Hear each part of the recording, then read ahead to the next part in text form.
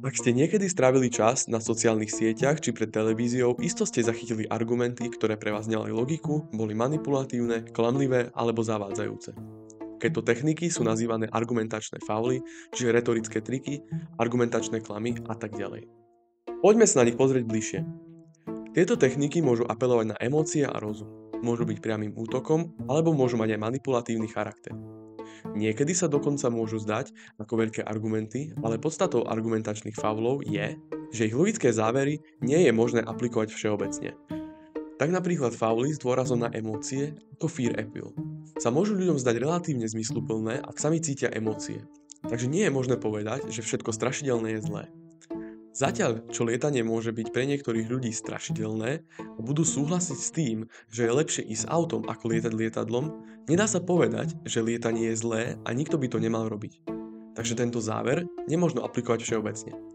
Argumentačné fauly by sme mohli rozdeliť do 6 kategórií. Dôraz na rozum. Argumentačné fauly, ktoré sa uchyľujú k falošným či chybným logickým záverom v uvažovaní. Apel na tradíciu. Ide o logickú chybu, ktorá spočíva v presvedčení, že niečo je správne, pretože sa robí už dlho, alebo sa to robilo v minulosti. Napríklad, manželstvo je tradične len zväzok medzi mužom a ženou, preto manželstvo pre homosexuálny pár nie je priateľné. Apel na pravdepodobnosť.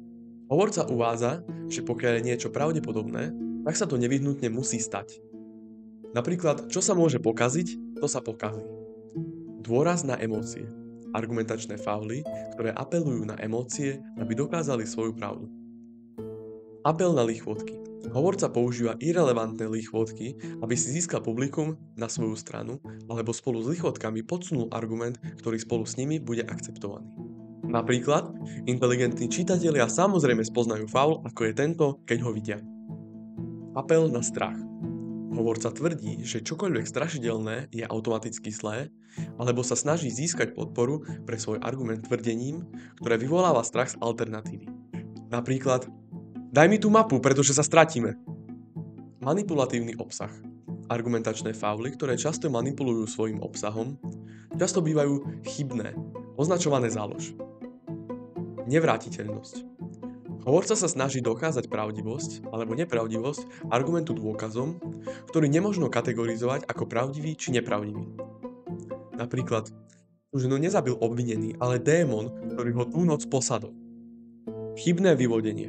Argumentačné fauly, ktoré chybne vyvodzujú z určitej príčiny. Paušalizujúce pravidlo. Hovorca aplikuje platné všeobecné pravidlo príliš široko alebo na výnimočný prípad. Napríklad, všetky automobily značky XY boli zatiaľ veľmi nekvalitné, takže nemá zmysel písať recenziu na ich nový model, pretože bude rovnaký. Gamblerov omyl. Hovorca uvádza, že minulé výsledky priamo ovplyvňujú pravdepodobnosť výsledkov budúcich. Napríklad, mier už trvá veľmi dlho. Musí sa už čoskoro niečo stať. Útok.